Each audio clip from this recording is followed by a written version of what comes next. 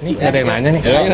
Gak usah, udah. Ya, gimana band Kotak 20 untuk tahun berkarya di industri musik, mungkin sedikit mengulang itu apa yang spesial dari konser DKD Kotak di 23 November nanti.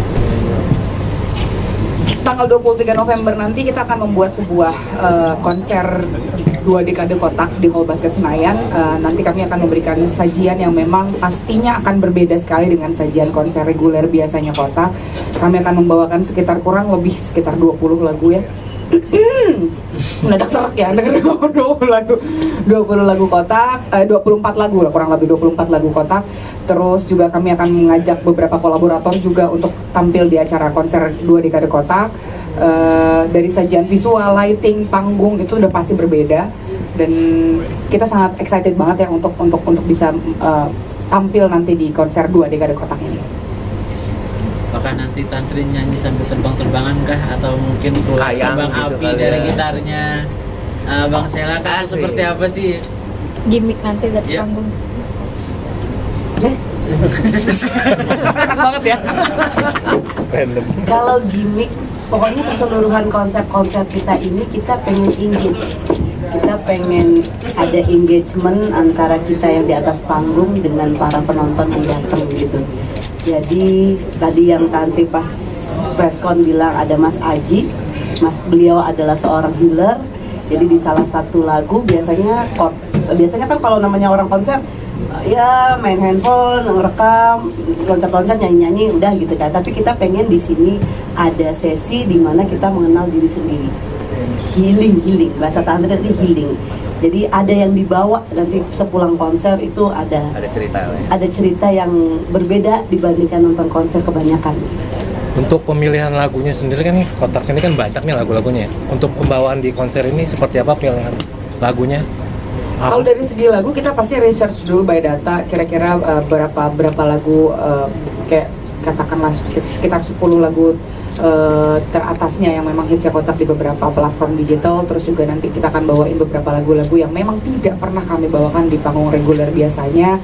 Terus ya dari segi aransemen pun pasti akan berbeda, karena bagian musik nanti Bapak Sela yang akan berbicara.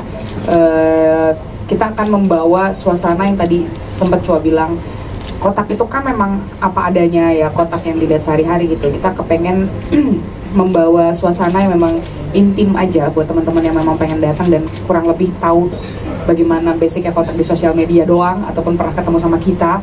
Kita pengen mereka hadir dan merasakan bagaimana sih vibe-nya Kotak sudah sampai di usia 20 tahun ini gitu. Itu sih ya.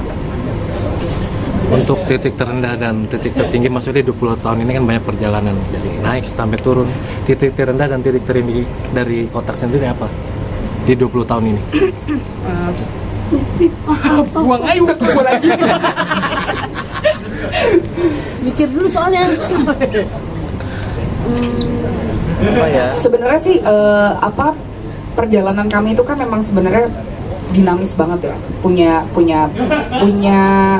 perjalanan yang dibilang lurus banget juga enggak, pastilah ada berantemnya, ada miskomnya, ada beda pendapatnya dan segala macam gitu. Apalagi kita punya egosentris yang cukup berbeda-beda gitu, dan akhirnya kalau misalnya ditanya titik terendahnya mungkin hampir setiap fase pendewasaannya Kotak tuh itu merupakan titik-titik poin untuk akhirnya kita bisa sampai di titik paham satu sama lain gitu. Jadi kayak misalnya sampai sempat pernah ada momen di mana aku memutuskan untuk hampir mau keluar waktu itu ya. Itu hampir mau keluar karena memang satu hal yang memang komunikasi yang kurang baik lah saat itu. Jadi di situ tapi dapat momen juga diingetin sama Allah. Ada tragedi kalau boleh di flashback tahun 2018 itu aku bentrokan sama gitar Sela. Jadi sempat bocor hampir sekitar 2 cm dengan dekat mata, itu bisa hampir buta dan segala macam. Itu jadi kayak yang wah, kayaknya nggak boleh sesombong itu, nggak boleh terlalu egois sama anak-anak yang lain di aku. Jadi aku nggak bisa berpikir kalau misalkan kayaknya kalau keluar itu adalah bukan suatu keputusan yang tepat. Pikirku seperti itu, dan akhirnya kita memutuskan untuk sama-sama saling berkomunikasi dengan baik, dan di situ adalah titik bukan titik terendah sekaligus titik baliknya kotak untuk bisa melihat bagaimana ternyata musik kami itu harus lebih dewasa lagi. Bagaimana cara pola pikir kami terhadap musik, terhadap band ini sendiri menjadi sesuatu yang lebih dewasa lagi. Tadi ada yang menarik juga soal komunikasi sampai akhirnya janjian untuk hamil itu seperti apa sih? Maksudnya pembahasannya gitu sampai akhirnya tujuannya mungkin apakah memang hamil barengan gitu biar vakum 1 tahun gitu. Sampai akhirnya kepikiran kayak gitu tuh gimana gitu, mungkin kenapa sampai akhirnya pikiran itu tuh? Enggak sih. Jadi gini, waktu pas lagi pertama kali yang berinisiatif untuk menikah itu kan awalnya Cua, gitu.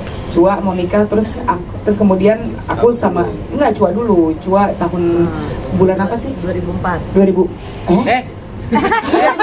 sorry. 2014. Ya, 2014 tapi bulan Ini nggak sinkron.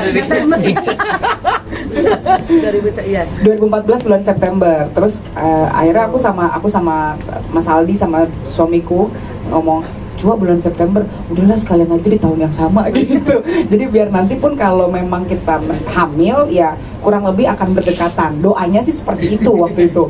Cuma kita nggak pernah tahu kan, ternyata memang yang namanya doa ya terjadi gitu. Dia hamil beberapa kali tapi sempat keguguran, belum rezeki. Tapi memang akhirnya malah ditemuinnya di waktu yang tepat gitu. Di saat aku hamil, Cua pun ikutan hamil. Jadi anak kita pun berdekatan gitu. Lebih kepada iri hati ya. Wah udah nikah nih, gue mau nikah gitu. Wah udah hamil, gue harus hamil. Gitu enggak sih. Jadi memang lebih ke doanya kita sih, dari tanpa sengaja mungkin setiap kali kita ngomong ditanya sama wartawan atau siapapun, kalian kapan nikahnya? Ya nanti yang penting libur cuti-cuti bareng gitu. Itu kan sebenarnya kata-kata yang ternyata iseng-iseng tapi diijabah gitu. Jadi memang cutinya pun barengan, kurang lebih sama gitu. Anak-anak kita dua anak juga sama, cewek cowok semuanya. Aku rasa jodoh ya. Enggak, dua wanita ini sama dikaruniainya. Aku juga dikaruniai juga sama. Anaknya juga sama, cowok cewek, umurnya berdekatan, hampir semua sama. Memang itu yang dinamakan jodoh-jodoh itu bukan berarti jodoh dalam pasangan, tapi jodoh dalam sebuah tim. Ini menurut aku ini jodoh. Oh, berarti bertiga-tiga promilnya barengan ya? Enggak sih. Kebetulan kita tanya pasangan masing-masing. Oh, saya nggak tahu kalau suami saya ya. Jangan sama suami Cua. Iya. Jadi bingung. Mas Ella Mungkin. Oh enggak, lanjutin enggak. Mungkin kenapa bisa barengan? Satu karena memang jodoh, udah rezeki dari yang di atas. Sama memang jadwal libur kita kan bareng. Biasanya capek kerja itu kita kan langsung mendapatkan Apa? karena kita liburnya bareng ya pasti kan langsung hubungan antara suami istri masing-masing kan jadi lebih kangen, harmonis, kan? lebih dekat, lebih iya. Adalah sering gitu. Bareng kabeh. Mas Ella sendiri kan karena di Jogja ya. Iya. Pasti kan 20 tahun maksudnya ada waktu rutin nggak sih untuk latihan, dan agak sulit nggak maksudnya waktu tinggal di Jogja gitu? Mungkin kalau ngomongin zaman 5 tahun lebih atau 10 tahun kurang yang lalu, mungkin kita butuh banget latihan, harus ketemu gitu. Tapi kalau untuk zaman sekarang mau latihan itu dipermudah dengan teknologi yang udah ada saat ini. Contoh, kita besok mau latihan ya, kita nggak perlu lama-lama latihan, mungkin bikin aransemen dulu di rumah, aku sebarin lewat email, suruh ngulik masing-masing di rumah. Kadang email. Orang jadul di WhatsApp kayak gitu-gitu. Corporate sekali. Habis itu ngulik, nggak butuh waktu lama untuk latihan karena udah dikasih materi masing-masing. Itu teknologi sekarang. Tapi untuk zaman dulu itu susah banget, emang harus ketemu karena memang zamannya belum seperti sekarang ini. Tapi kalau ngomongin zaman seperti saat ini, diomongin latihan, nggak juga sih, anak-anak males juga latihan. Saya benerin ya, kita nggak males, lebih ke nggak ada waktu. Kan lebih, jadi kalau misalnya ada waktu kosong tuh kami lebih prefer untuk keluarga. Jadi memang Dan kebetulan kan alhamdulillah sudah 20 tahun jadi udah tahu gitu chemistry-nya. Pun kalau tiba-tiba dari pihak acara kita mau request lagu ini dibawain ya, kita cek sound aja tuh dibuat latihan gitu. Jadi tahu nanti kayak tadi si Sela bilang, kita aransemen kan ntar digini pas lagi cek sound jadi aja. Jadi nggak ada waktu khusus ya. Mungkin pas lagi untuk konser 2 dekade ini jadi lebih banyak waktu yang kita keluarkan, kita korbankan dari segi keluarga untuk bisa fokus ke aransemen, latihan apa segala macam sekarang gitu. Kalau untuk regular show sih insya Allah masih bisa diatasi di check sound. Tadi juga kan disinggung perihal ngeband untuk keluarga, mungkin memaknai untuk masing-masing seperti apa sih? Maknai apanya nih? Memaknai kata dari ngeband untuk keluarga itu bagaimana gitu kan? Silakan Cek. Enak ya. Kalau dari aku ya, nanti semua harus jawab ya Mbak ya. Kalau gitu sih Ngeband untuk keluarga, di sini kita nggak ngomongin keluarga inti. Kalau keluarga inti kita sudah pasti, tapi kan di dalam sebuah kotak ini ada yang namanya tim produksi. Mereka punya keluarga yang dimana memang sumber mataharinya ada di sini. Sumber mata pencaharian mereka utamanya ada di kotak gitu. Jadi kita merasa memang kotak ini udah menjadi sumber rezeki untuk banyak orang gitu. Jadi keluarga ini dalam artian keluarga besar. Iya, jadi dulu mungkin waktu pas awal-awal kotak mungkin kita masih punya tujuannya adalah memvalidasi diri itu sebagai anak band gitu. Tapi kalau sekarang tuh kita di titik untuk menjalani sebuah band yang memang sudah dibikin dan didasari oleh niat bareng-bareng gitu. Susah senang bareng-bareng, apapun dilaluinya bareng-bareng. Terus ya tadi seperti Cua bilang, sumber mata pencarian tim produksi kami ada di kotak. Jadi kalau ngomongin kotak kita udah bukan ngomongin Tantri Cua Sela, tapi sebuah brand yang memang harus kita bareng-bareng siram terus-terusan gitu, bareng-bareng ya. Bukan hanya kami bertiga tapi dengan tim produksi kami dan juga kerabat kotak. 20 tahun masih ada impian Sebentar, apa? dia harus ngomong. Oh iya. Jangan sama ya, jangan idem. Udah deh, apa pertanyaan? Udah Mas, langsung aja udah jauh semua. Mas Ella mengayomi 2 wanita ini Yeah. selama 16 tahun. Kebalik. Oh, kebalik justru ya. Gimana ini Mas di antara para ibu-ibu ini? Iya, yang tadi dibahas ya, kotak itu melalui banyak lika-liku, banyak ngelewatin kerikil tajam-tajam. Intinya kita saling mengerti aja, komunikasi diperbaiki itu betul. Jangankan kita bertiga, kita sama yang satu kandung aja kalau komunikasi nggak baik juga hubungannya. Apalagi yang tidak satu keluarga, satu kandung. Berhubung ini udah menjadi seperti saudara kandung, bahkan melebihi aktivitas bareng sama saudara kandung bahkan. Jadi komunikasinya lebih diperbaikin lagi, lebih terus belajar gitu ya. Terus apa? Nggak terjawab sebenarnya pertanyaan itu. Tuh kan, di kotak tuh kalau aku yang jawab selalu dijatuhin. Itu kotak. Ya, itu kotak. Ini jujur nih ya. Jadi tidak ada support system sebenarnya di sini. Itu sebenarnya di medsos itu bullshit semua. Gimik. Kotak tuh banyak gimmick banget kan sih. Yakin? Enggak. Dia lebih bingung jawabnya sih. Tapi terjawab. Terjawab. Tadi pertanyaannya terjawab, Mbak. Terjawab. Berarti dia nggak nyimak nih.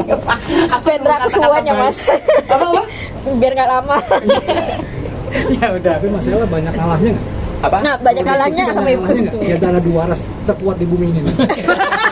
Kayak gini. Nih contoh nih. Nih disikat tinggal mau ya kayak gitu. Maksudnya yang nggak bisa ya, cowok tuh memang egoisnya, nggak boleh egois. Jangan ditumbahin sekarang, ditumbahin di dekat aja. Nggak apa-apa. Ini mumpung di depan orang-orang. Nggak masuk. Jangan. Maaf ya. Ya semua saling ya. Di saat lagi mens gitu, jangan mendekat. Nggak usah disebutin.